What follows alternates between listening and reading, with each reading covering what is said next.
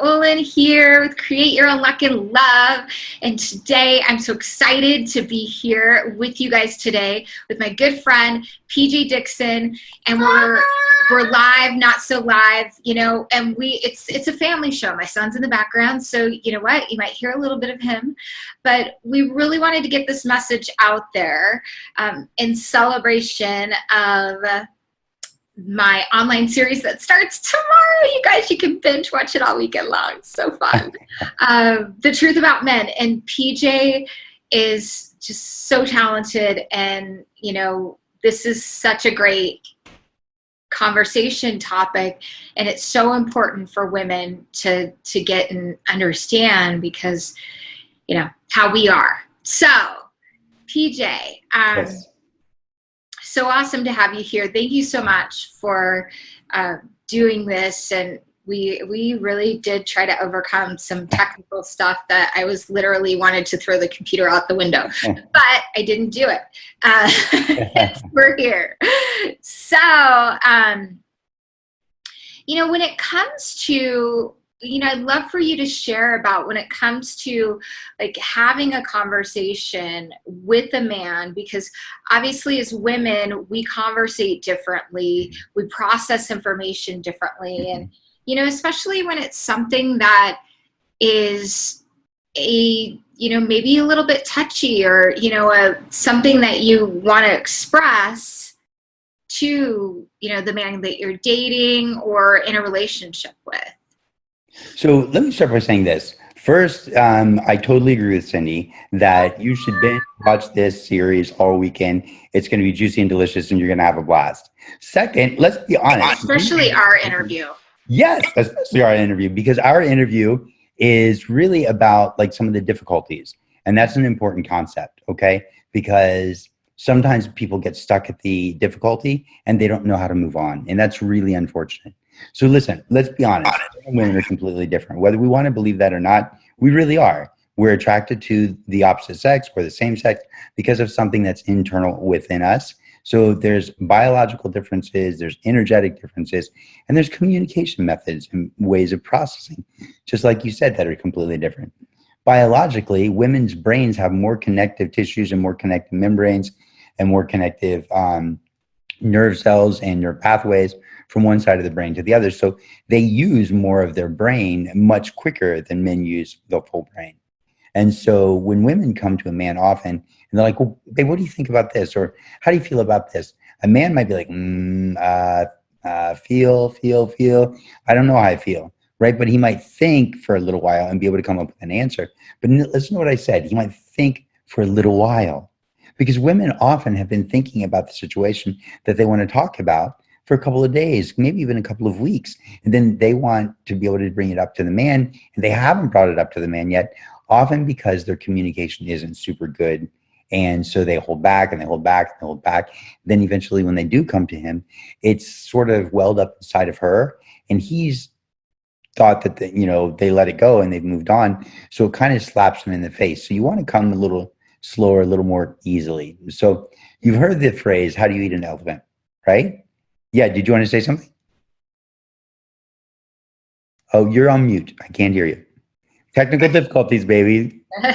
No, I actually put it on mute on purpose just because I didn't want you guys to hear my son talking in the background. So then I forgot. Yeah, you know, I love what you shared about how women oftentimes have a difficult time coming to men, you know, oftentimes because they don't know how to communicate as well themselves or some fear around it. And, you know, perfectionism comes into play too.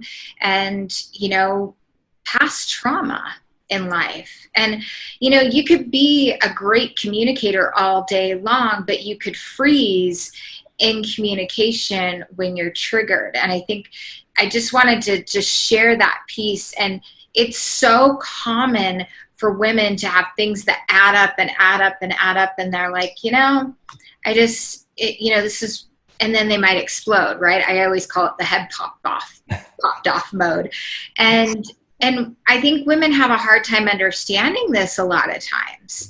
And I just wanted to interject and share that because it's just an important piece to acknowledge and know this about yourself. Right. so that you can just be aware, okay, this is what's coming up for me. And let me build on what you're saying too, is that you may not be a bad communicator at all Yeah. with certain people. It's just this one person might not be a good listener. So for example, I have a lady friend who, when she speaks to her boyfriend, he interrupts, she interrupts, he judges, she judges.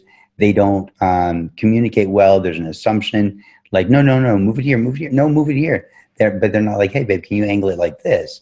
Right. And here's the reason why. So they're constantly irritated. But when she speaks to me, she has no problems literally opening up and letting everything out, because I seek to understand when I listen. I really try to listen without having it pass through a filter of any kind of judgment. And so, yeah, please add. Yeah, you know what's interesting about that too is like women tend to be better communicators. I mean, you've done a lot of work and this is what you do, right? Well, I was also raised by a woman. I mean, Right. let's be honest. And there's that. But I think that, you know, it's like, you know, as a woman, you could be a good communicator and you could try, and then you don't feel like he's listening. You don't feel heard and understood, which is a lot of what the truth about men is all about. And, you know, how to select a partner also, you know, because there's that connection piece that gets to be there. But, you know, on the other side of that, it's, you know, how do we get his attention to wake up to, you know, to our needs? It's really important, right? So it's really important. And that's is really kind of the direction that I was going. We've heard in the past, how do you eat an elephant, right? And everybody knows you eat an elephant one bite at a time.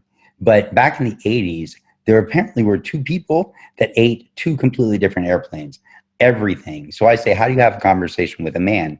One, like, how do you eat an airplane is the same as how do you have a conversation with a man?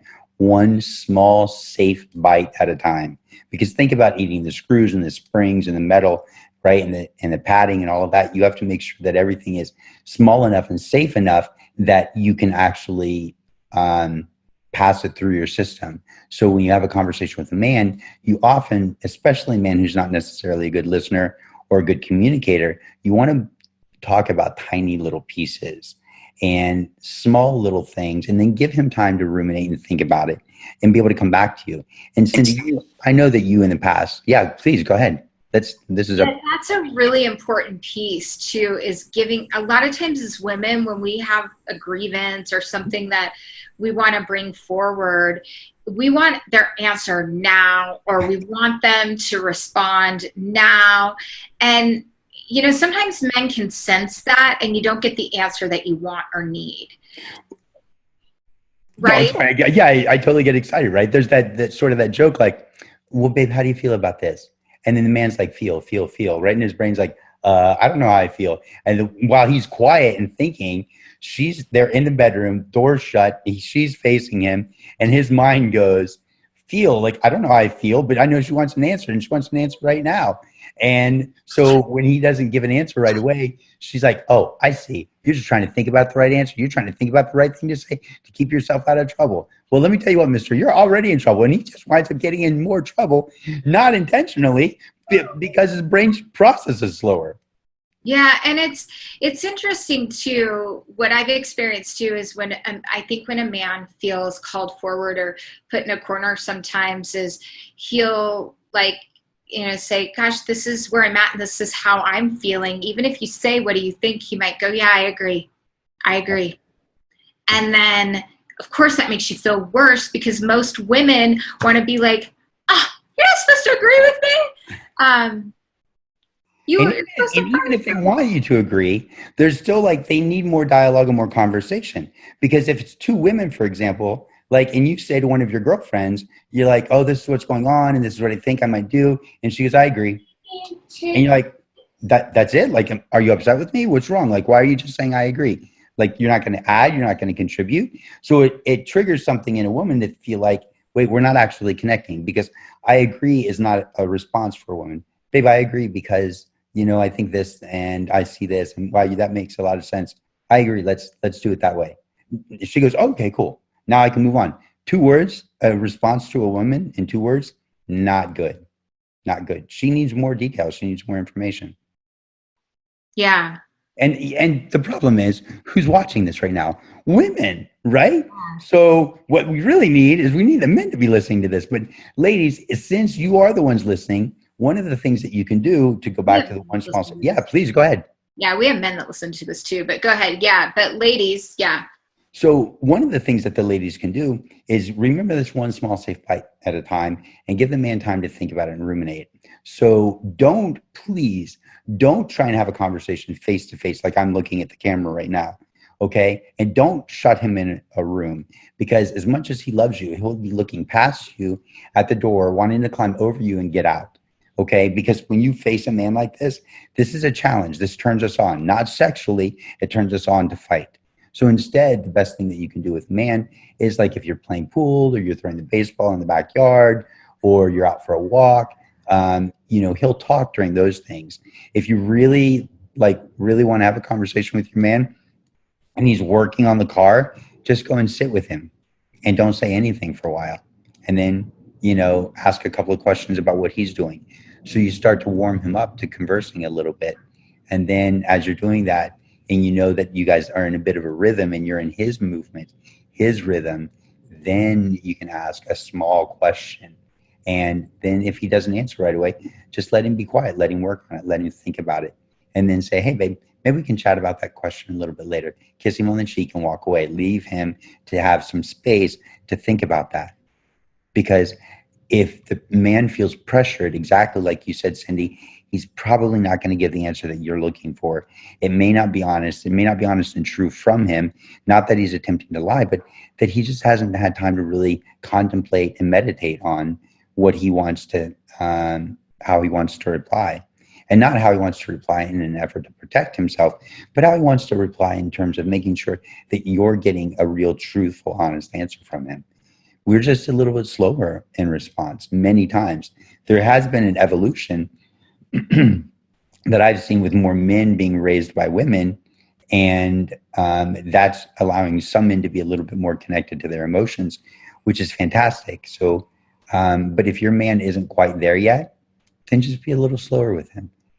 Touch him, kiss him on the cheek, say, maybe we can talk about it later, and then walk away. So this is something we talked about earlier off camera, and I think this is so important when, I want to share a couple things, but I want to start here is when you're feeling triggered and when you're feeling like, I just cannot not talk about this. And, you're just in this space of, maybe there's just been a variety of things that maybe the story in your head is something, or you can't quite get a read on where he's at with something, which, it's hard to do with people sometimes.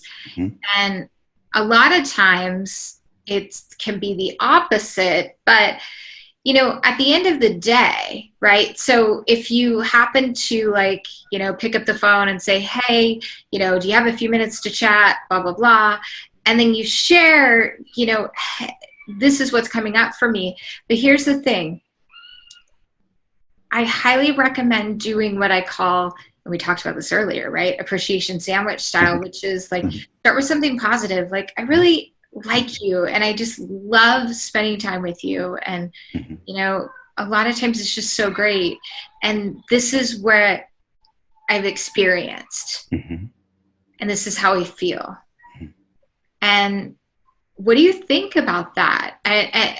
So you're not pushing anything on him. You're not saying you did this, you did that. And, I'm feeling not, seen or cherished in a way that, that I would like to be, or, whatever it is. Right. And sometimes you're still not going to get, you might not even get the response that you want, but it's okay. Right. So so when that happens, yeah, sorry. Okay. How do you recommend take it on from here? Okay, so listen, I think it's really important that we recognize that some men are not going to respond the way you really need or want them to respond. And if you recognize that they don't necessarily receive what you're saying, it's really important for you to be able to just listen to where they are and pay attention to their movement. Are they a little bit slower? Do they not respond the way you want them to? And you can change up your method of communicating. So a lot of times, I love the appreciation sandwich because I use something very similar with my clients. And it's this idea that you're saying the things that you love and like about them. And then beyond that, you're also suggesting that there's something that you're not getting that you need. But men often, unfortunately, not all men, but some men may hear, oh, well, babe, this is, not what I'm getting, or this is what I feel like I need or want. But the problem is that when they don't get that thing that they need or want, let me rephrase it. The problem is that when men hear what you need or want, and you're very direct with it, and you say, hey, babe, I wondered if you could add this to our life, or add this to our relationship, or could you talk to me like this, or you could touch me more. The problem is, it's not that he doesn't want to do that. It's not that he isn't even receptive to the suggestion. The problem is, he's afraid it's not going to be received as authentic. And so if he's doing it just because he was asked to do it, then he's afraid he might not be authentic. And what's worse, or not be received as if he's authentic, right? And so if he doesn't feel like he's received as authentic, then that compromises his integrity. And now there's some kind of judgment that might be coming later. That's not actually what's going to happen, but that is what's happening in his head. Right. So yeah, go ahead. So this is so good, and we'll end in a second, you guys, because I promised to try to keep them shorter. This is so good because I think sometimes when this happens, initially the response feels negative and maybe you feel rejected or shut down. Usually when he thinks about it and takes the time and comes back, there's reflection there. But if you blindside them because you wanted to share something with them, you had a phone call, maybe it was just like something happened, right? Then, I love what you shared because that is just so true.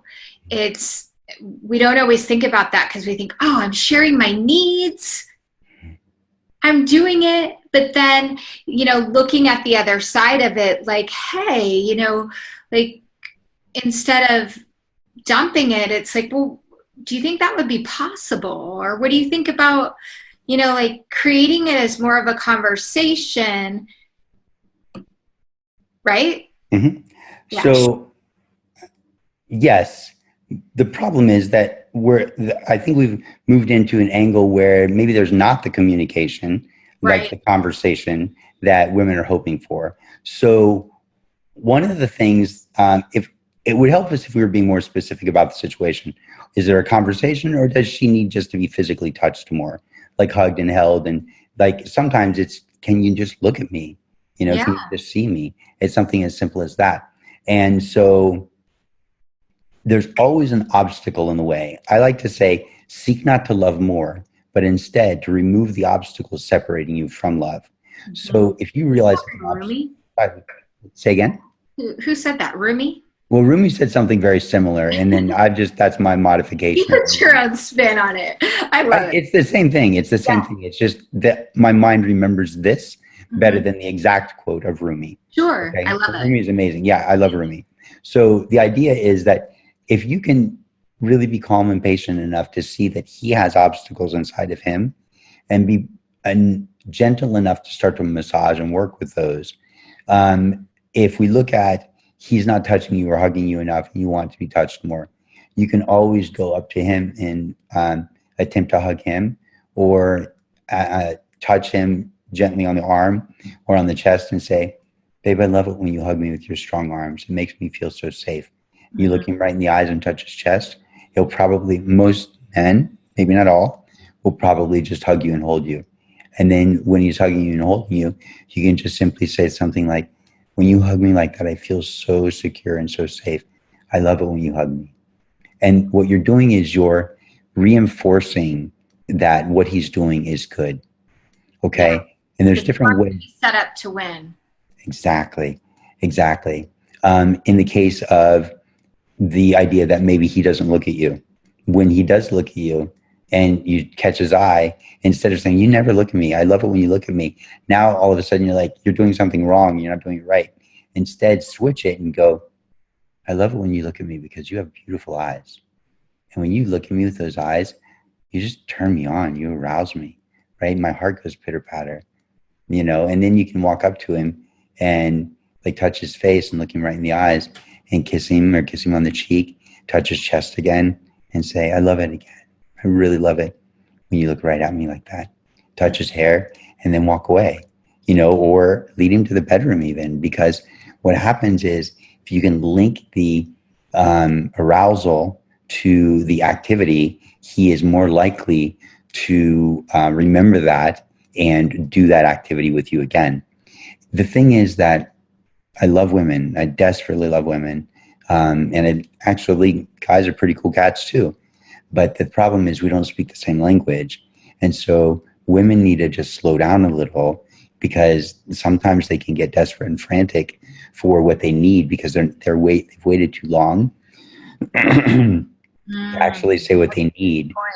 And yeah. so, yeah. Good point. It's like, they've waited too long to ask for what they need. So there is that anxiety or, anxious attachment style. We can paint it in 30 different colors, but, yeah.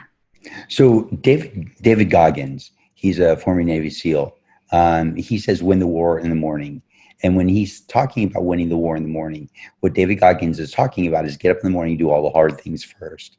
I use his term, win the war in the morning, to recognize that when we begin to feel something that we're not comfortable with, when we begin to realize that we're hungry or needing for something, or that we're thirsty for some kind of attention, in those moments early on, think about morning, afternoon, evening, and then midnight snack.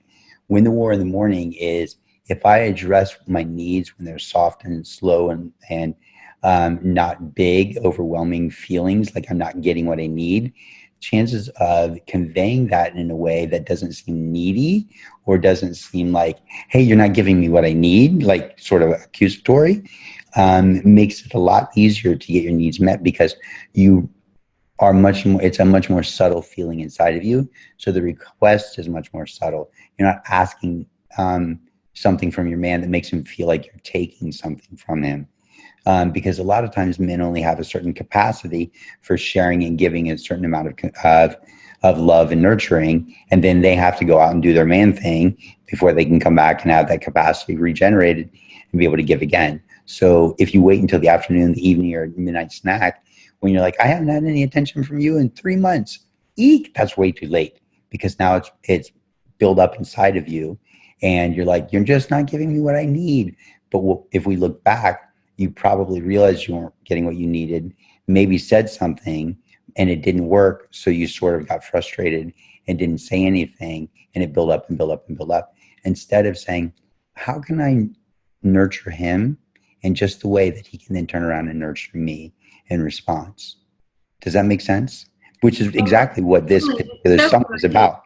It's so great to, do that. And I think, the one thing that I want to say to the ladies, and then we'll exit because you and I like to talk. But we want to give them juicy, delicious information. Yeah, I think the biggest thing too is that this doesn't need to be perfect, because I think sometimes we complicate it.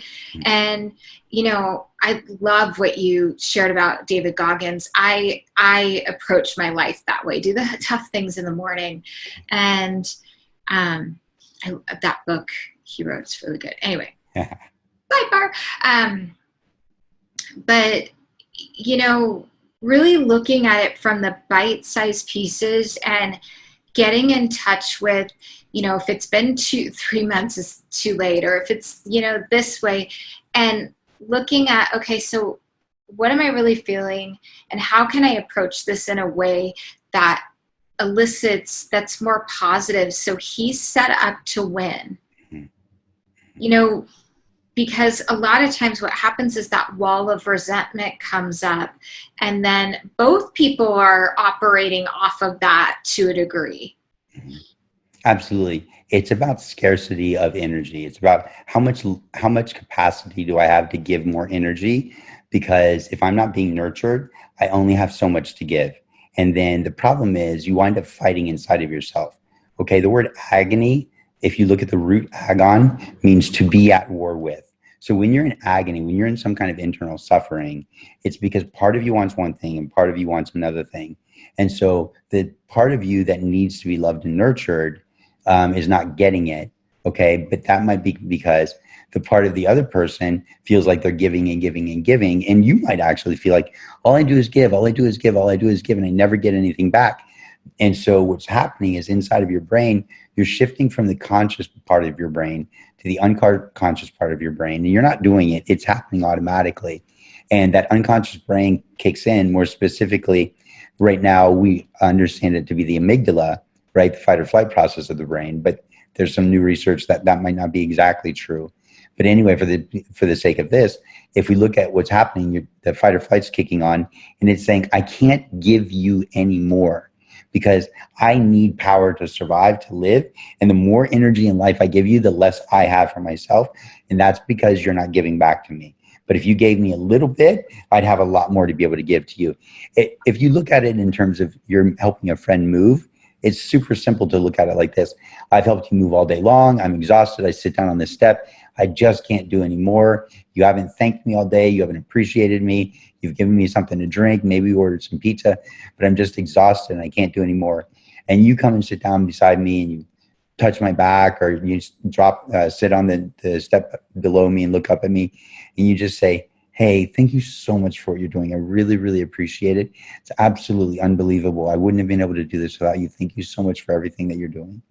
Right? All of a sudden I go, oh yeah, of course, no worries. You're welcome. Is there anything else I can carry in for you?